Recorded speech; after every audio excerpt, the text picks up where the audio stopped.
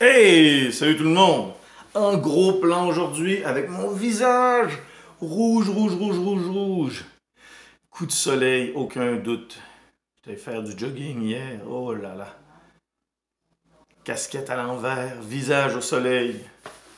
Ensuite, travaux sur le terrain. Je viens de toucher ma caméra, ça fait brrr. Tu as remarqué, hein? Oui. Donc, comme tu peux voir, mon visage est très rouge. Aussi rouge que, eh oui, le ketchup. Le ketchup Heinz, mon préféré. Je fais pas de pub. J'adore le ketchup Heinz. C'est le meilleur. Et qui dit ketchup, dit délice. Moi, j'en mets partout du ketchup. J'en mets partout, partout, partout. Et ça donne bien. Parce que aujourd'hui, je vais même te mettre du ketchup dans ta dictée. Et je vais peut-être même m'en mettre dans ton numéro de mathématiques. Donc, la dictée, crayon, gomme à effacer, bouteille de ketchup. Car le titre est le ketchup. Et c'est parti. Le ketchup est un condiment populaire. Le ketchup est un condiment populaire. Virgule. Le ketchup est un condiment populaire, virgule, habituellement élaboré à partir de sauce tomate. Habituellement élaboré à partir de sauce tomate. Oui, on utilise de la sauce tomate. Tu n'as pas à mettre ça au pluriel. Bravo. Le ketchup est un condiment populaire, virgule, habituellement élaboré à partir de sauce tomate, virgule, de vinaigre et de sucre. Point. De vinaigre et de sucre. Point. Phrase suivante.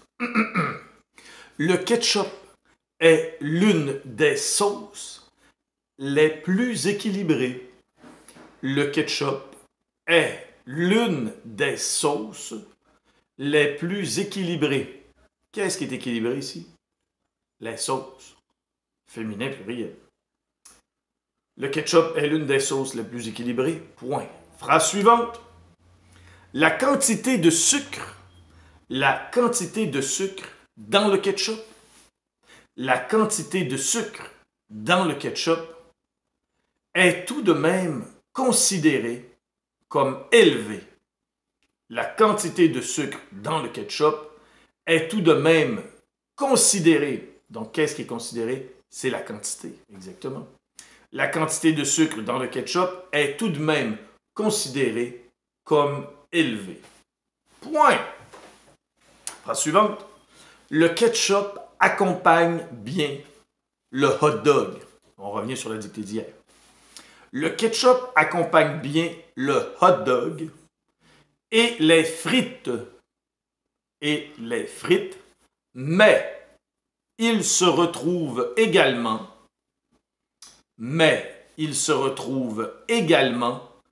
dans la composition de certaines sauces. Point. Le ketchup accompagne bien le hot dog et les frites, mais il se retrouve également dans la composition de certaines sauces. Oui, il n'y a pas qu'une sorte de sauce ici. Certaines sauces sera donc, tu le sais, bravo. Attention, avant-dernière phrase. Effectivement, virgule, effectivement, il n'est pas rare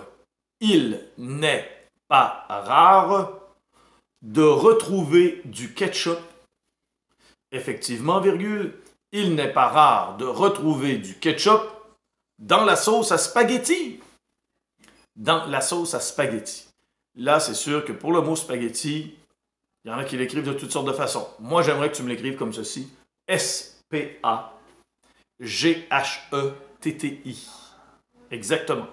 Point. Et phrase finale. Question de goût. Question de goût. Virgule. Il demeure que c'est le ketchup. Il demeure que c'est le ketchup de la marque Heinz. Il demeure que c'est le ketchup de la marque Heinz qui se veut le meilleur. Point final. Heinz. The best. Point final. Maths maintenant. Ah. Problème raisonné qui parle de ketchup. Jean-Claude est à l'épicerie.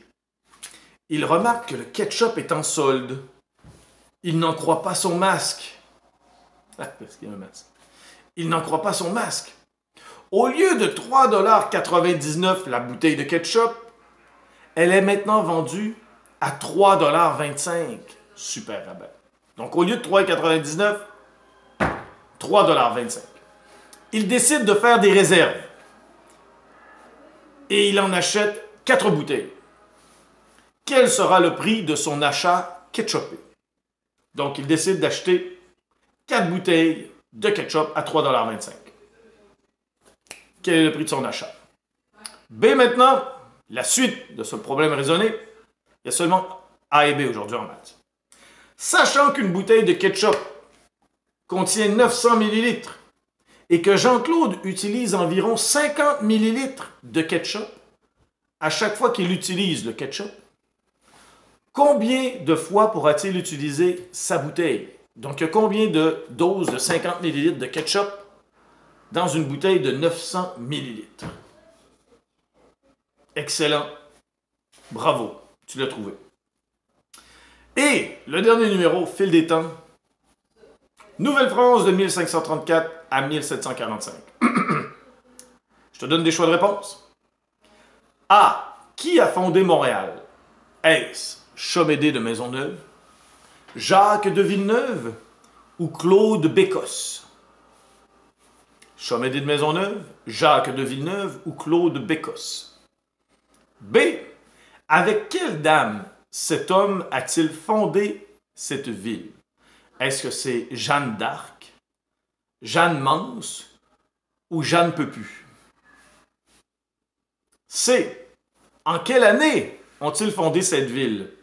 Est-ce en 1642, 1984 ou 1534? D. Comment appelle-t-on cette route qui permet de faire le périple entre Montréal et Québec? Comment on l'appelle? Choix de réponse?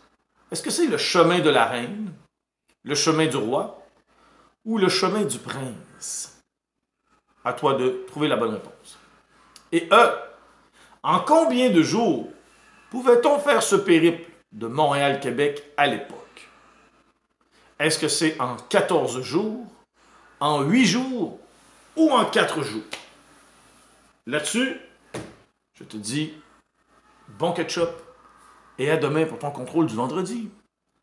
À demain.